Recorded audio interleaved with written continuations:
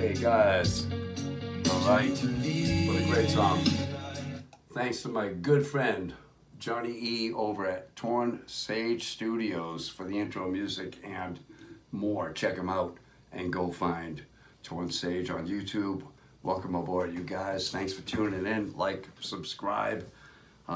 Cities and suburbs here with you. Just a couple of updates. Nothing earth-shattering, obviously, because you guys read the news. You know what's going on. There's some things I like to talk about, and there's some things I totally stay away from. Believe me. But geez, holy heat wave! Right, a couple of weeks ago, we were freezing. Should I turn the heat on? Should I, And now, right after the summer solstice, you guys, that started on the 20th, right? The longest day of the year, man, we are into the holy heat wave. It's like, I like to go outdoors, I like to do this. My poor plants and flowers out there, it's like the desert on my deck right now. It's like 120 degrees out there, and I'm not kidding. 94 degrees here in Charlton, Massachusetts, which we're about 20 miles southwest of Worcester, Massachusetts, the hub. Okay, and I'm going to skip down through my notes because I am taking a break from watching the Worcester City Council meetings. And maybe they're going to take a break. I have not checked the council meetings for the city of Worcester coming up, but last week was a pity party. The week before was a blank show. The week before was more of a blank show. And yes, if you want to go and attend/protest the Worcester City Council, you have to sign in, go through a metal detector, and it's not, and let me just say, you guys did this, okay? The people who are protesting, they're not protesting, they're almost violent. And I've had to turn away from that, and I want to focus on that. I want to focus on that summer and nice weather. The kids are out of school. Nice thing about that is no yellow buses. I don't have to worry about what time I pull out of the drive to.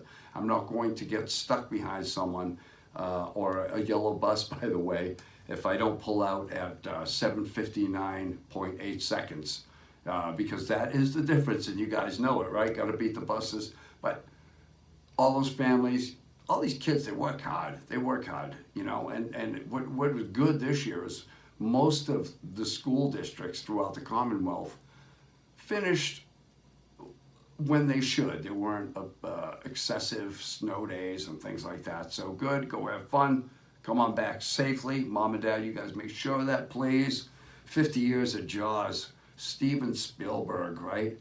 The most entertaining part of that movie was not the shark. Do you guys know what the most, or what do you guys consider the most, suspenseful part of, or element of that movie? Blockbuster, 1975. I was too young. It was rated R. I was 12, 13.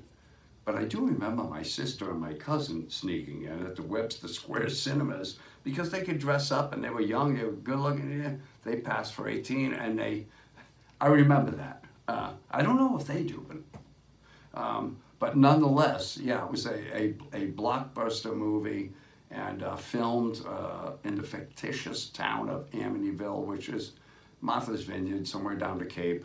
And so 1975, Steven Spielberg. So what were the elements of that movie that scared you? The shark was always friggin' broken, by the way. Its nickname was Bruce. So it was the music, right? You put a cameraman with fins on and the two deadliest piano keys in horrific cinema, right? And then there's the brass section that comes in. There you go. That's your movie. That's your shark. And went on to be a franchise, which, and it was based on a novel by Peter Benchley. And there was some pushback to that too, because over the years, people say, well, sharks don't really target people. They target food, though. Anything that moves, come on, come on. Anyway, enough of that.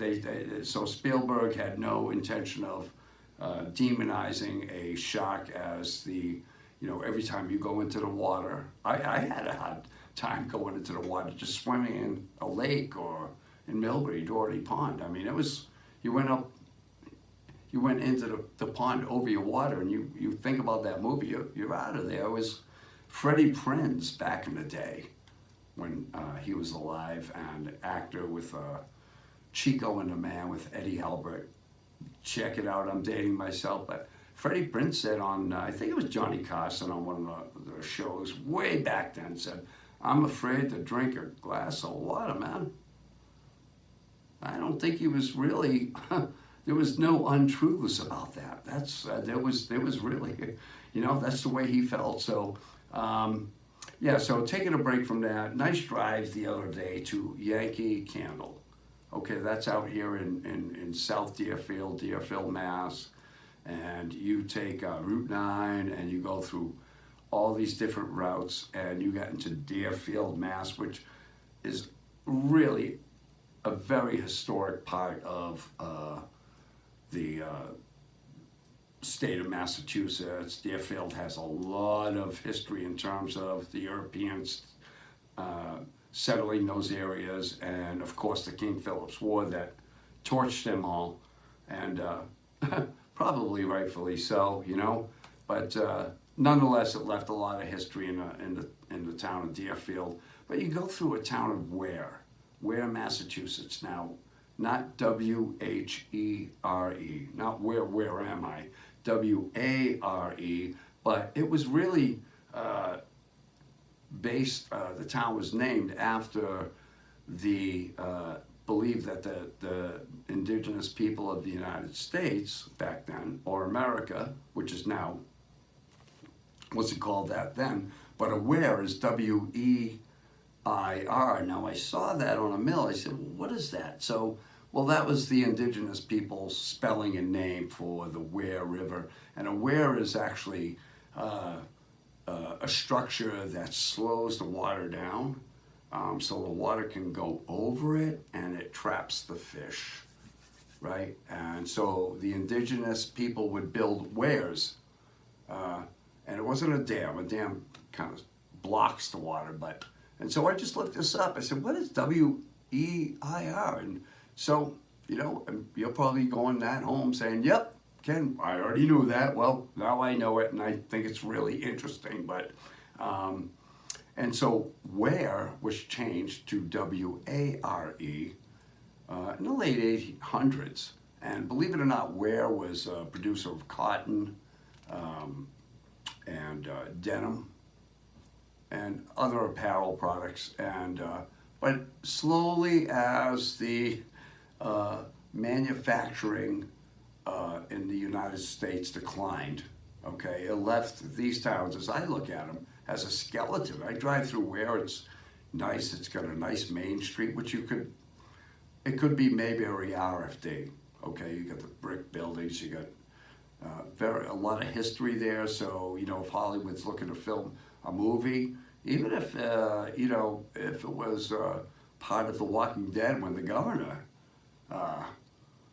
scenes were being developed in The Walking Dead, and maybe some of you guys don't look at that, but it is Mayberry RD. You can use that for anything. And believe me, Ware would welcome the business because it's a skeleton of itself, like many old cities here in New England, because the nutrition that once fed them is an old, outdated manufacturing era, right? So now towns like Ware, without access to, they got Route 9 that flows through it, and there's access, but it's a town that probably now most people live there and use it as a bedroom community, as opposed to the 1900s where it employed 2,500 people at the cotton factory and this and that, and the Otis cotton factory, and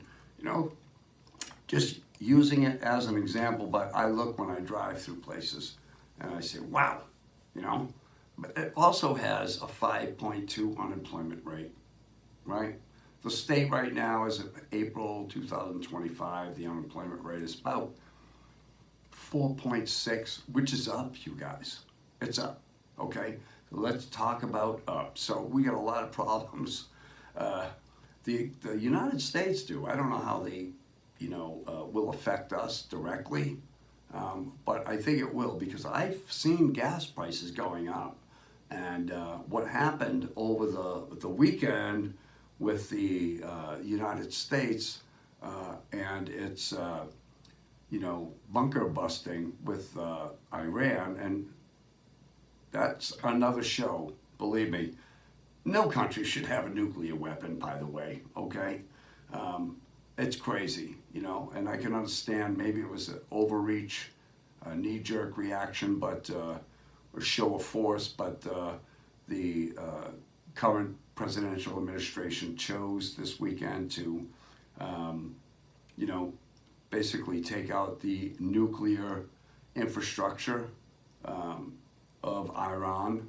And so what will that do? Will Iran now, you have to realize 20% of the oil comes through the Strait of Hormuz, not Vamoose, but Hormuz, 20%, okay? 1/5 of the daily consumption of oil comes through that choke point, which is a strait.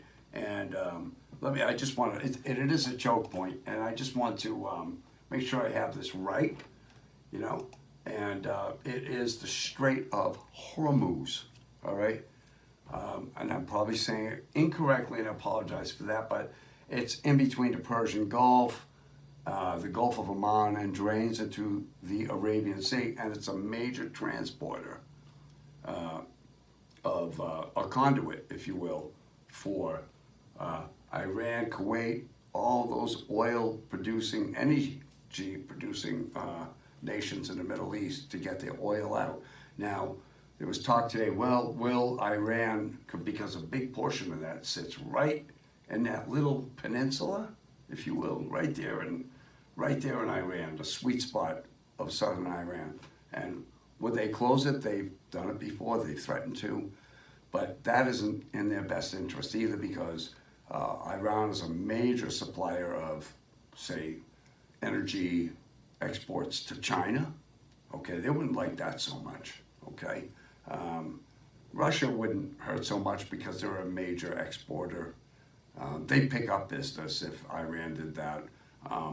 Basically, with 20% of the daily oil and all those barrels of oil coming out a day, Iran wouldn't have too many friends if they did that. So we'll see what happens, but will it affect the prices at the pump for you guys, right? It seemed like we were trending in the right direction economically, and as far as what's fair. What do you think is fair for you guys? I paid $2.69 and 9/10 today over here in Southbridge. With cash, it was $2.79 with credit. I can't stand that. It's just sell it at a price, right? Where you go at a mobile station or a Shell station, it's $3.10, $3.19. Is that because you have the Gulf card or the mobile card or the Shell card and you put it on a card? You don't even look at the price. I don't know. But we do have a lot of tensions going on right now in the country. I would say this: enjoy your summer. Take advantage too of so much of the local things you can do. You're fishing. You don't have to drive too many places, guys. But we hope you have a safe beginning of the summer. Kenny B here signing off, and please check out my channel and my sponsored music to boot. All right, guys. Take care. Kenny B here signing out.